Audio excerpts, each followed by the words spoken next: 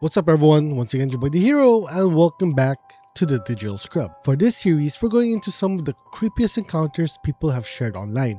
No ghosts, no demons, no haunted house, just real situations involving real people. And sometimes I think those stories are even scarier. So tonight's encounter comes from Reddit's subreddit, Creepy Encounters, and was originally shared by altruistic_pepper736. Sorry if I butchered your name. So they titled their story, "The First Time I Was Ever Followed Home." I've linked the original post in the description, so definitely check it out and show the original poster some support.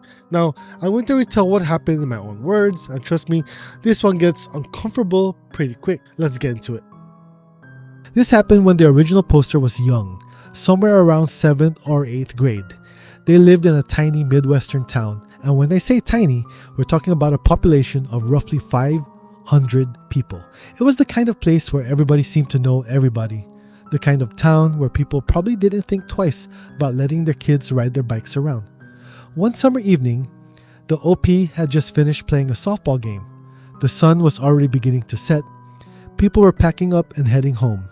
Their younger sister had already gotten a ride home with their father, and the coach actually offered the OP a ride as well, but they turned it down. Their house wasn't that far away. They had their bike. They knew the town. Why bother? So after most of the other people had left, they grabbed their stuff, got onto their bike, and started riding home. Nothing unusual, at least not yet. A couple of blocks into the ride, the OP rounded a corner and noticed an old, beat-up car traveling behind them. Initially, there wasn't much reason to panic. Cars drive behind bicycles all the time. And remember, this was a tiny town, but another block went by, the car was still there. And it wasn't passing, it wasn't pulling away, it was just following behind. Eventually, the OP looked back. There were two young men inside. They looked college age, and immediately, something felt wrong. The OP didn't recognize either of them. Normally, that wouldn't mean much, but in a town of only around 500 people, unfamiliar faces stood out, especially considering the nearest college was supposedly around 40 minutes away. Still, the OP tried being friendly. They looked back and smiled. Neither man smiled.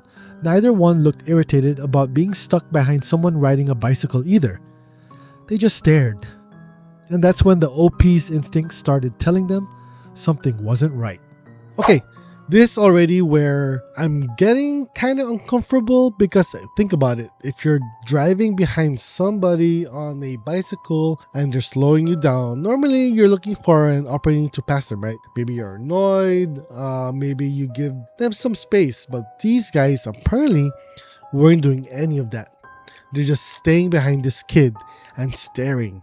Maybe there's an innocent explanation, but I'm definitely not riding straight home at this point. And apparently neither was the OP. The OP remembered something they'd heard from watching true crime. If you think somebody is following you, don't immediately go home. Instead, make several turns that wouldn't make sense for someone simply traveling to a destination. If they continue making the same turns, you have your answer. There was another problem though. The OP didn't have a phone. They couldn't call their father, couldn't call the police, couldn't text somebody and tell them what was happening. They were alone. So they decided to test the car. They made a left turn. The car followed. Then another left. Still there. The OP kept riding at a normal pace, trying not to make it obvious that they knew what was happening. But internally, panic was starting to set in. They were thinking about houses nearby. Who lived where? Who might actually be home? Who could help? Then came another turn. The car followed again. At this point, there wasn't much left to rationalize. So the OP stopped pretending everything was normal. They started pedaling hard, and almost immediately, the car sped up too. Alright guys, nope, that's it. That's the moment. Maybe you can explain away one turn, maybe even two, but you're basically gone around the block and the same car is still behind you. Then you start speeding up. And they sped up too. And that's the paranoia anymore, right? Something's happening. And remember, this is a kid on a bicycle. And these are two grown guys in a car. The OP remembered a nearby house and headed straight for it. They knew who lived there. Whether anyone was actually home was another question. But right now, it was their best option. They pedaled as fast as they could. The house was about a block away. When they finally reached the yard, they jumped off the bike and left it lying in the grass. Then they looked back. The car had stopped, right near where they had abandoned the bike, and the two men were still watching. Think about that. They weren't continuing down the road. They stopped. The OP ran toward the house and went for a side entrance rather than the front. But then, they realized something. Knocking might actually make things worse. If nobody answered, the guys in the car would know this wasn't their house. They would know the OP was alone, so instead, the OP decided to bluff. They opened the screen door and positioned themselves so that from the street, it looked like they were going inside. Then they loudly announced that they were home, and as though someone inside was expecting them. And somehow, it worked. The car took off. The two men disappeared down the street. The OP didn't immediately assume they were safe. Instead of getting back onto the bike and riding home, they went around the back of the house and hid. They stayed there for what felt like forever, probably around 15 minutes. Eventually, they decided to leave the bike behind completely. They walked the rest of the way home, and every time they heard a vehicle approaching, they hid behind houses or trees because they were terrified that the same car had come back. Eventually, they made it home, safe. The OP told their father what had happened. Unfortunately, he didn't believe them. He apparently thought the story was an excuse for why they'd left their bicycle somewhere else. So the incident was never reported, and the OP was left wondering exactly what those two men wanted. Maybe there was some bizarre explanation for everything. Maybe there wasn't. But thankfully, they never found out. Okay, remember that house? The one where the OP pretended somebody was inside? There's another detail. Someone commented on the original Reddit post about how quick thinking probably saved them, right? And the OP revealed something they learned afterward. The family who lived there wasn't alone. Think about how close that potentially was. Nobody was coming to the door, nobody was inside waiting to help.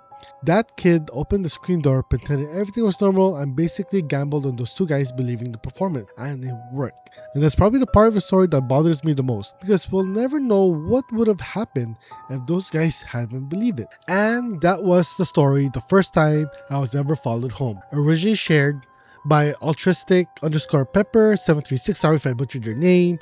On Reddit's Creepy Encounters. I'll leave a link to the original post down in the description. And now I want to hear from you guys. What do you all think those guys were doing? Was there possibility of something innocent explanation?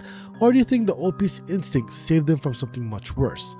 Let me know down in the comments, and if you ever enjoy creepy encounters, internet mysteries, horror stories, urban legends, and all the other weird stuff we dig up around here, hit the subscribe button. And if you ever had a creepy encounter of your own, maybe we'll eventually tell your story. Until next time, stay safe out there, and this is the Digital Scrub.